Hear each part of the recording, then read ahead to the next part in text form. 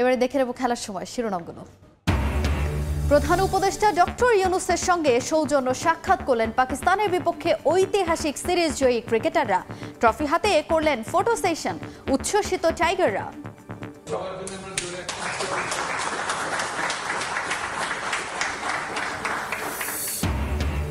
ক্রীড়া পরিষদের বরাদ্দকৃত দোকান ভাড়ার বাড়তি অর্থ কোথায় যায় খতিয়ে দেখবেন যুব ও ক্রীড়া উপদেষ্টা। দুর্নীতির সঙ্গে কেউ জড়িত থাকলে ব্যবস্থা নেবে সরকার। এক্সট্রা ভাড়াটা কোথায় যায়, কাকে দিচ্ছে, এটা আমাদেরকে বের করতে হবে এবং এগুলোর সাথে আমাদের মন্ত্রণালয় থেকে বা এনএসসি থেকে জড়িত কিনা সেটাও আমরা খতিয়ে দেখব। ভারতে টেস্ট সিরিজের জন্য বাংলাদেশের 16 সদস্যের দল ঘোষণা বিসিবির। ইনজুরিতে বাদ পেসার শরীফুল ইসলাম। প্রথমবারের মতো টেস্ট স্কোয়াডে জাকির আলী অনিক। পাকিস্তানের চেয়ে ভারত শক্তিশালী হলেও তাদের মাটিতে টেস্ট জয় সম্ভব মত হান্নানের। মানসিক দৃঢ়তার পাশাপাশি ব্যাটসম্যানদের ভালো করার তাগিদ আস্থা সাকিবে।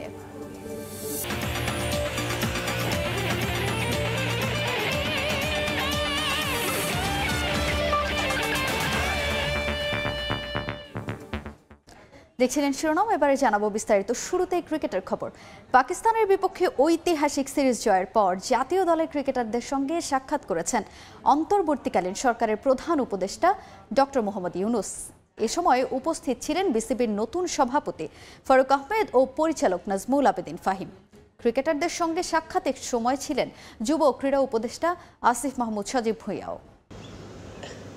অন্তর্বর্তীকালীন সরকারের প্রধানের সঙ্গে সাক্ষাতের আগে অবশ্য নিয়মিত অনুশীলন বাদ দেননি ক্রিকেটাররা। সকাল 9টা থেকে দুপুর 12টা পর্যন্ত মিরপুরে ব্যাটিং বোলিং অনুশীলন করেন শান্ত, মুশফিক, মিরাজ, মমিনুলরা। এরপর বোর্ড থেকে কোস্টার বাসে করে যান প্রধান উপদেষ্টার কার্যালয়ে। এ সময় হাস্যোজ্জ্বল ছিলেন সবাই। বাংলাদেশ পাকিস্তান টেস্ট সিরিজের ট্রফি নিয়ে সামনের আসনে ছিলেন অধিনায়ক শান্ত। তবে এ বহরে ছিলেন না আলোচিত সাকিব আল হাসান। দেশে না ফেরায় 15 সদস্যের দল যায় ডক্টর ইউনূসের সঙ্গে সাক্ষাতে। একই গাড়িতে ছিলেন দলের ম্যানেজার রাবিদ ইমাম, আলাদা গাড়িতে যান বোর্ড সভাপতি ফারুক আহমেদ, পরিচালক নাজমুল আবেদিন ফাহিম ও প্রধান নির্বাহী নিজামুদ্দিন চৌধুরী সুজন। প্রধান উপদেষ্টার কার্যালয়ে ক্রিকেটারদের স্বাগত জানান যুব ও ক্রীড়া উপদেষ্টা আসিফ মাহমুদ সজীব ভুঁইয়া। ছিলেন তথ্য ও যোগাযোগ প্রযুক্তি উপদেষ্টা নাহিদ ইসলাম, প্রধান উপদেষ্টার প্রেস সচিব শফিকুল আলম, উপ প্রেস সচিব আবুল কালাম আজাদ মজুমদার। সভাকক্ষে ক্রিকেটারদের সঙ্গে কথা বলেন প্রধান উপদেষ্টা। একে একে সবার সঙ্গে করমর্দন করেন। ক্রিকেটারদের পক্ষ থেকে অনুভূতি প্রকাশ করেন অধিনায়ক নাজমুল হোসেন। প্রত্যেকটা প্লেয়ার খুবই আনন্দিত, খুবই এক্সাইটেড, এখানে আসার পরে খুবই খুশি এবং আমি আশা করি যে এই সময়টা আমাদেরকে ভবিষ্যতে আরো অনুপ্রাণিত করবে, আমাদেরকে ভালো খেলার জন্য আরো অনেক উৎসাহ যোগাবে। দেশের একটা পরিস্থিতি, খারাপ পরিস্থিতির মধ্যে দিয়ে আমরা গিয়েছি, মাঝখানে বন্যা হলো, তো প্রত্যেকটা প্লেয়ারের মধ্যে একটা বাড়তি একটা চেষ্টা ছিল যে এই সময় আমরা দেশে কিছু দিতে পারি। আমরা মনে করি যে আমাদের এই জয়টা দেশের মানুষদের মধ্যে হাসি এনে দিয়েছে। এরপর ক্রিকেটারদের উদ্দেশ্যে বক্তব্য রাখেন মোহাম্মদ ইউনূস।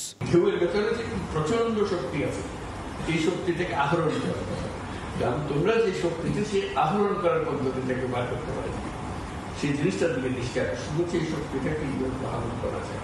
তোমরা যে আজকে একটু আনন্দ উল্লাস করে দিলে, এই শক্তিটা তো জাতির শক্তি, কিন্তু সেই জাতির শক্তিটাকে প্রয়োগ করা, আহরণ করা, তারপরে আরো উচ্চ ধাপে নিয়ে যাওয়া, সেটাই হচ্ছে।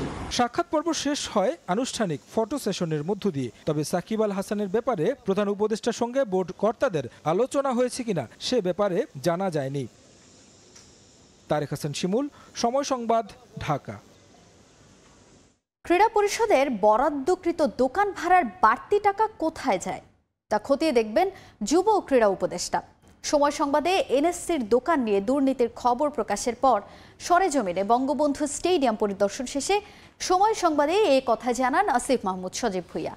দুর্নীতির সঙ্গে মন্ত্রণালয় কিংবা এনএসসির যেই জড়িত থাকুক না কেন, তাদের বিরুদ্ধে সরকার ব্যবস্থা নেবে বলেও জানান ক্রীড়া উপদেষ্টা। সরকারি সম্পত্তি নিয়ে ৯/৬ একজনের নামে বরাদ্দ তো দোকানের মালিকানায় অন্য কেউ। গেল ৩০ আগস্ট ক্রীড়া পরিষদের এই দুর্নীতির খবর উঠে আসে সময় সংবাদের অনুসন্ধানে। আলোচিত ওই সংবাদে নড়ে চড়ে বসে দেশের ক্রীড়াঙ্গন। এবার সরেজমিনে তার খোঁজ নিতে বঙ্গবন্ধু স্টেডিয়াম পরিদর্শনে উপদেষ্টা। প্রাথমিক তদন্তে দুর্নীতির গন্ধ পেয়েছে মন্ত্রণালয়। দায়িত্ব থেকে অপসারণ করা হয়েছে ক্রীড়া উপদেষ্টার একান্ত সচিবকে। তবে এখানেই থেমে না থেকে পুরো সিন্ডিকেটের মূলোৎপাটন করতে চান ক্রীড়া উপদেষ্টা। অধিকতর তদন্তের জন্য যাচাই বাছাই করবেন পুরনো সব নথি। আমাদের তো সরকারি খাতায় আসলে এই দোকানগুলোর ভাড়া 26 টাকা পার স্কোয়ার ফিট। তো প্রাইমারিলি আমি যতটুকু ইনফরমেশন পেলাম, আমি আরও এগ্রিমেন্টগুলো দিতে বলছি ওনাদেরকে।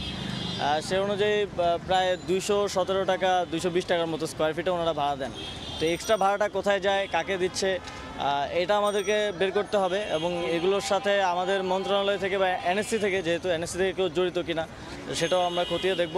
বাস্তবতার নিরিখে দোকান বরাদ্দের সেকেলে নীতি থেকে বেরিয়ে আসতে চান ক্রীড়া উপদেষ্টা। বর্তমান বাজার মূল্য যাচাই করে নতুন করে বরাদ্দ হবে এনএসসির দোকান। মাঝে থাকবে না কোনো মধ্যস্বত্বভোগী। এনএসসির আয় বাড়িয়ে ফেডারেশনগুলোর বরাদ্দ বাড়ানোর জন্যই এই পরিকল্পনা হাতে নিয়েছেন দিন বদলের এই পতাকা বাহক। ভাড়াটা হচ্ছে মান্ধাতার আমলের 22 টাকা স্কোয়ার ফিট। এটা তো কোনো স্ট্যান্ডার্ডই এখন পড়ে না।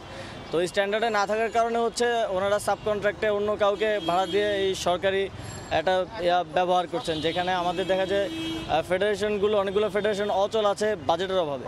তো সেই জায়গায় আমরা সবগুলো স্টেডিয়ামেই যত জায়গায় আমাদের এরকম আছে ফ্যাসিলিটিস, তো সেখানে আমরা একটা সার্ভে করব। সার্ভের মাধ্যমে বর্তমানে কী অবস্থায় আছে, মার্কেট স্ট্যান্ডার্ডটা কি, ওই অনুযায়ী নির্ধারণ করে আবার নতুন করে হচ্ছে সেগুলোকে পুনরায় ভাড়া দেব। পাশাপাশি ক্রীড়া পরিষদের আরও যেসব অসঙ্গতি রয়েছে তা খতিয়ে দেখতে দ্রুতই কাজ শুরু হবে বলে ইঙ্গিত মিলেছে। এস.এম. ইকবাল, সময় সংবাদ, ঢাকা। পাকিস্তানের চেয়ে শক্তিশালী প্রতিপক্ষ হলেও ভারতের বিপক্ষেও তাদের মাটিতেই টেস্ট জয় সম্ভব, বিশ্বাস বিসিবি নির্বাচক হান্নান সরকারের। তবে সেজন্য মানসিকভাবে দৃঢ়তার পাশাপাশি ব্যাটসম্যানদের দিকে তাকিয়ে তিনি। কারণ হান্নানের মতে বাংলাদেশ আর ভারত দু দলেরই বোলিং শক্তি প্রায় কাছাকাছি। ব্যাটিংয়ে অফ ফর্মে থাকা সাকিবের ফর্মে ফিরতে স্রেফ একটা ইনিংসই প্রয়োজন, যা ভারতের মাটিতে হয়ে যাবে বলে মনে করেন হান্নান সরকার। মিরপুরে ততক্ষণে প্রধান উপদেষ্টার সঙ্গে দেখা করতে ক্রিকেটারদের তারা। সবার মুখে স্বস্তির হাসি আরও একটা কারণে, ইনজুরিতে এক শরীফুল ছাড়া যে সবারই টিকিট মিলেছে চেন্নাই আর কানপুর টেস্টের।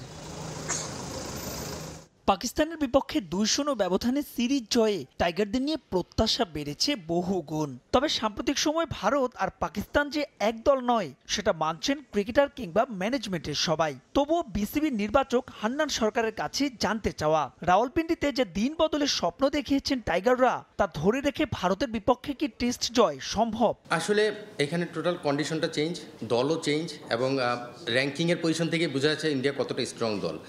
আমরা কিন্তু বেশ এগিয়ে এসেছি স্টেপ এগিয়ে যেয়ে। তো সেই জায়গা থেকে আমার কাছে মনে হয় চ্যালেঞ্জ থাকবে। বাট আমাদের দল কিন্তু এখন ইনএক্সপিরিয়েন্স বা আমরা ছোট দল বা আমরা ভালো করবো না সেটা বলার সুযোগ। ইন্ডিয়ায় যে ধরনের কন্ডিশনে হোক না কেন আমাদের সঙ্গে কিছুটা সিমিলারিটি রয়েছে। সেই জায়গা থেকে কন্ডিশন অ্যাডাপ্টেড যে ব্যাপারটা সেটাতেও কিন্তু আমরা অ্যাডজাস্ট করতে পারবো।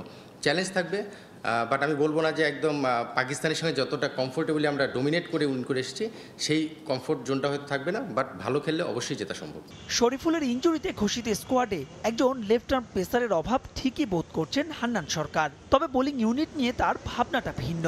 ইনজুরির প্রবণতা থাকায় তাসকিনকে নিয়েও সতর্ক বোর্ড। এখানে ওয়ার্কলোডের একটা ব্যাপার থাকে এবং ফিজিও ট্রেনারদের সঙ্গে আমাদের এই কমিউনিকেশনটা রেগুলার হচ্ছে। তাকে কিভাবে আমরা ইউজ করব, কোন সময় কতটুকু ইউজ করা যেতে পারে সেটা আমরা সময়ের সঙ্গে সঙ্গে ডিসাইড করব।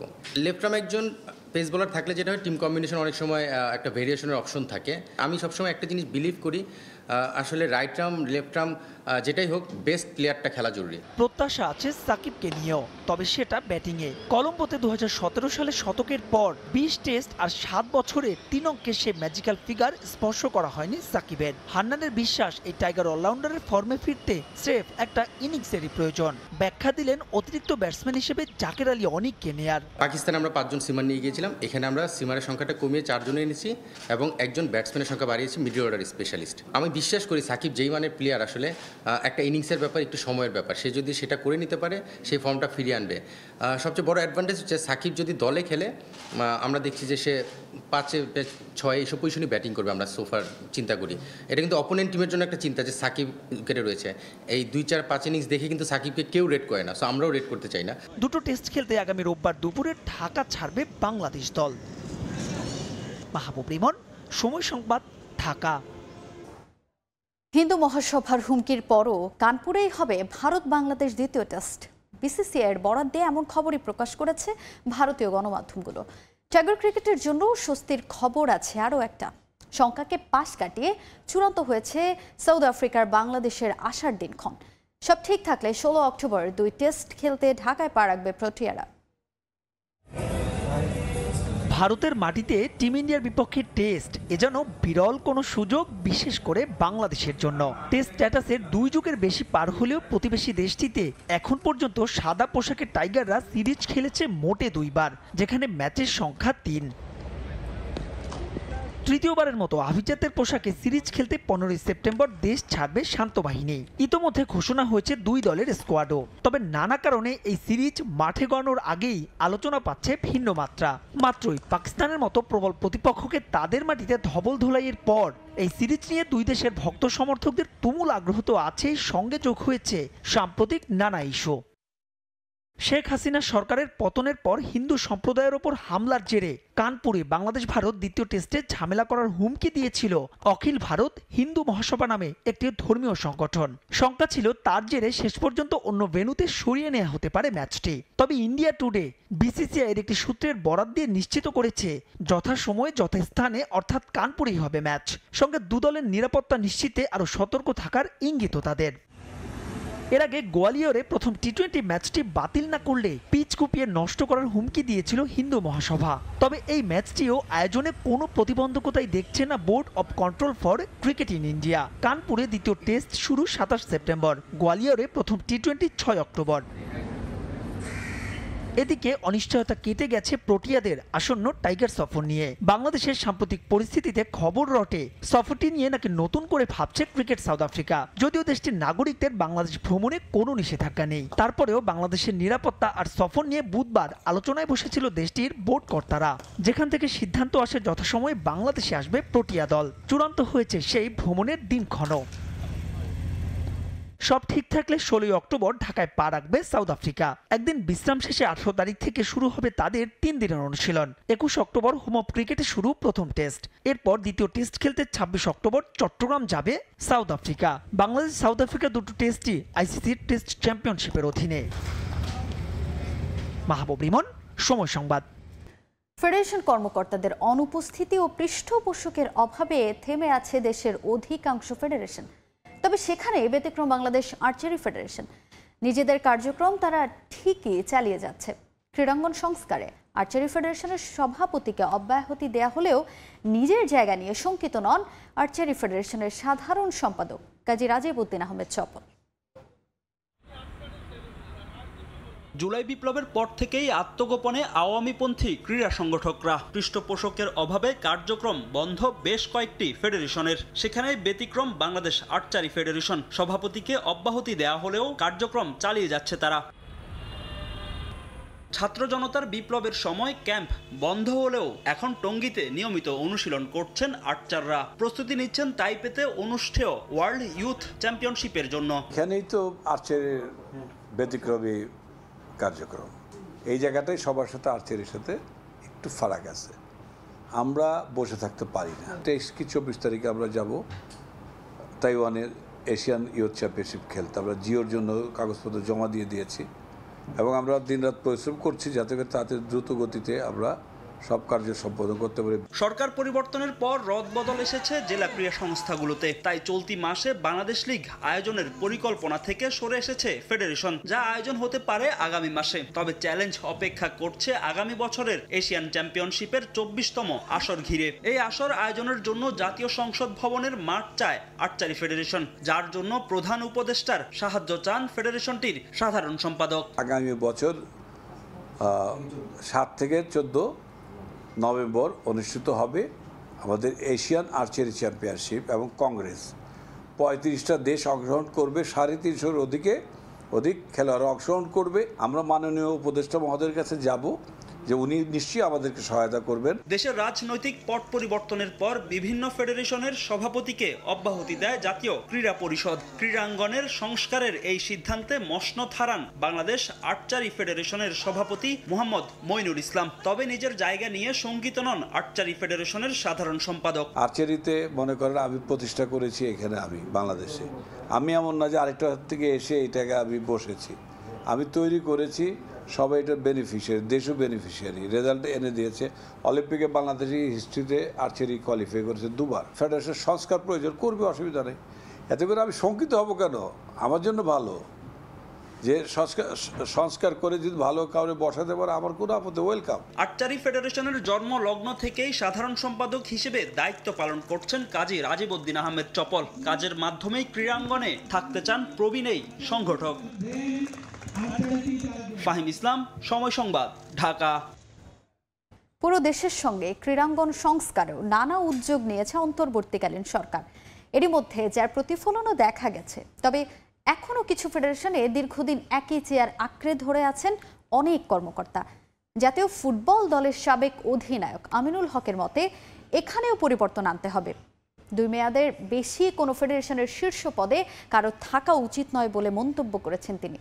একই সঙ্গে জাতীয় দল থেকে অবসর নিয়ে ক্রীড়াবিদদের রাজনীতিতে আসা উচিত বলেও মনে করেন আমিনুল হক। জাতীয় ফুটবল দলের সাবেক অধিনায়ক আমিনুল হক, যিনি একসময় ফুটবল মাঠ দাপিয়েছেন, দেশকে দিয়েছেন সর্বোচ্চ সাফল্য, তার কাছ থেকে জানতে চাইব যে বাংলাদেশে যতগুলো ক্রীড়া ফেডারেশন আছে গত 15 বছর ধরে একই ব্যক্তি প্রতিটার কিন্তু মূল পদে আসীন ছিলেন। এমন কি কোনো আইন করার জন্য আপনারা প্রস্তাব করবেন যাতে করে কোনো ফেডারেশন বা অ্যাসোসিয়েশনে 2 মেয়াদের বেশি কেউ যাতে না থাকে? আপনি ইতিমধ্যে শুনেছেন যে আমাদের মাননীয় ভারপ্রাপ্ত চেয়ারম্যান দেশনায়ক তারেক রহমান বলেছেন যে বাংলাদেশে তিনি একটি নতুনভাবে বাংলাদেশকে গড়ার লক্ষ্যে তিনি নিজেই বলেছেন যে বাংলাদেশে পরপর 2 বার প্রধানমন্ত্রী হলে তারপরে আর তিনি হতে পারবেন না। এবং সেই প্রস্তাবটা যদি রাষ্ট্রীয় লেভেলে যদি হয় সংস্কার, তো সেখানে আমি মনে করি যে আমাদের ফেডারেশনগুলিতে এটা করাটা খুবই জরুরি হয়ে পড়বে এবং এটা খুব সহজেই আমরা করতে পারবো। তো আমার কাছে মনে হয় যে আমরা যে চিন্তাটি করছি যে আমাদের যে ফেডারেশনগুলিতেও যাতে 2 টার্মের বেশি কেউ আর দায়িত্ব নিতে পারবেন না এবং তিনি 2 টার্ম করবেন, তারপরে নতুনভাবে আবার নতুন কাউকে আমরা দায়িত্ব দিব, তাহলে এটার জবাবদিহিতা থাকবে। এবং এটা নিয়ে যেই বিভিন্নভাবে মানে নিজেদের যে চেয়ারকে ধরে রাখার জন্য যে একটি স্বৈরাচারী ভূমিকা রাখার চেষ্টা করে অনেকেই, এটা থেকে আমরা মুক্ত হতে পারবো। খেলোয়াড়ি জীবন শেষ করেছেন, তারপর আপনি রাজনীতি শুরু করেছেন।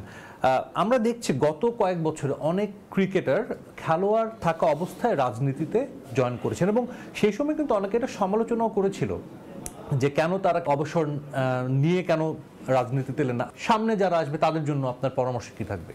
আমি যেটা মনে করি যে একজন ক্রীড়াবিদ যখন বাংলাদেশ দলের হয়ে খেলে, অবশ্যই তার কেরিয়ার শেষ করার পরে এবং অবসর নেওয়ার পরে রাজনীতিতে আসা উচিত। কারণ আপনি যখন খেলবেন রানিং খেলোয়াড় হিসেবে, এখন আপনি যদি ওই খেলোয়াড়ি লাইফে যদি আপনি বা চলমান যে আপনি খেলছেন, এই সময় যদি আপনি রাজনীতির সাথে জড়ান, তাহলে কিন্তু আপনি খেলার প্রতি মনোযোগী হতে পারবেন না শতভাগ। কারণ খেলাটি এমন একটি বিষয় যে সেখানে যদি আমি শতভাগ যদি মনোযোগী হতে না পারি, আমার যদি কনসেন্ট্রেশন ঠিকমতো না থাকে, তাহলে কিন্তু আমরা ভালো পারফর্ম করতে পারি না এবং সেটা পারফরমেন্স কিন্তু বাধা দেয়। তো সেই জায়গা থেকে চিন্তা করে আমার কাছে মনে হয় যে অবশ্যই খেলোয়াড়রা ভবিষ্যতে যারাই রাজনীতিতে আসবেন, অবশ্যই তার মানে সেটা ক্রিকেটের হোক বা সেটা ফুটবলের হোক, তার কেরিয়ার শেষ করে অবসরের পরে গিয়ে তার রাজনীতিতে আসা উচিত আমি মনে করি। তা না হলে এই ধরনের সমস্যাগুলি থেকেই যায়, যেগুলি নিয়ে সমালোচনা তৈরি হয়। যেমন সাকিব মাশরাফির বিষয় একই বিষয় হয়েছে। আপনি যেটি বললেন যে ওরা রানিং খেলার অবস্থায় তারা আওয়ামী লীগের প্রলোভনে তারা আওয়ামী লীগের অবৈধ সরকারের তারা এমপি হয়েছে।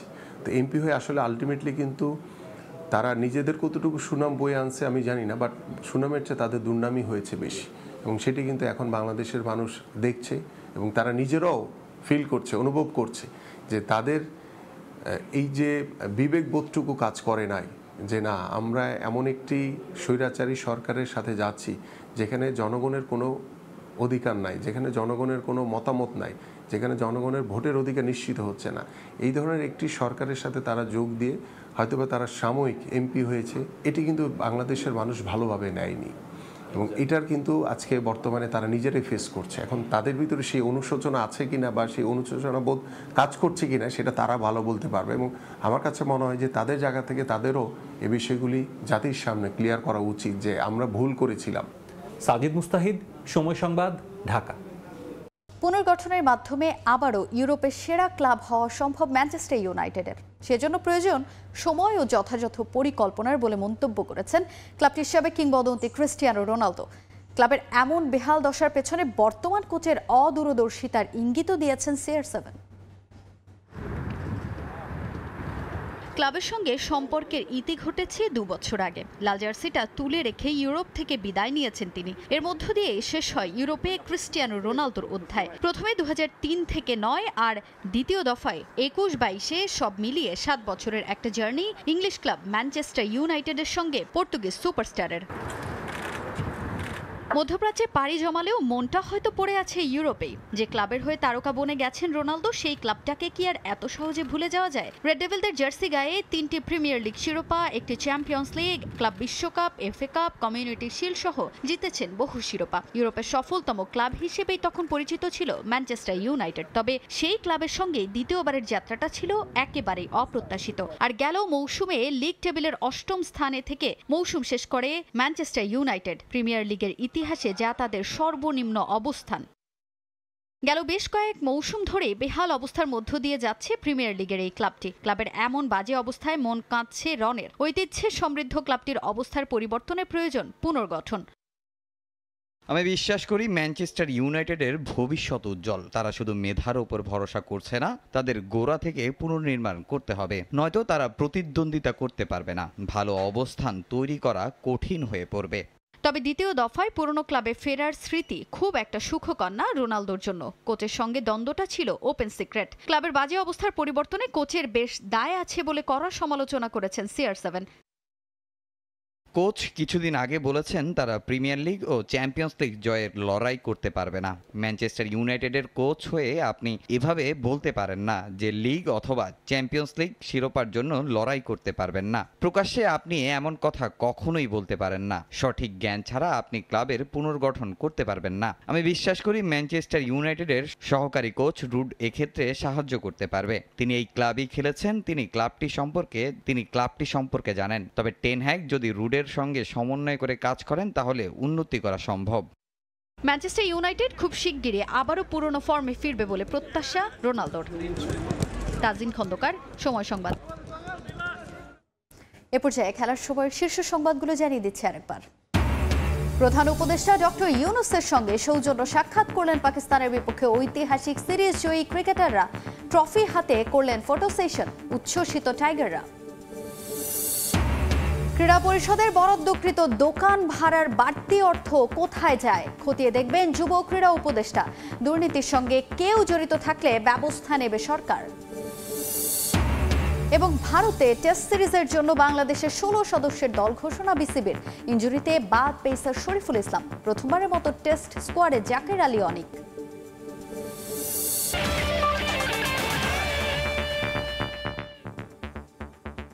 এই ছিল খেলার সময়ের এখনকার আয়োজনে। সঙ্গেই থাকুন সময়ের।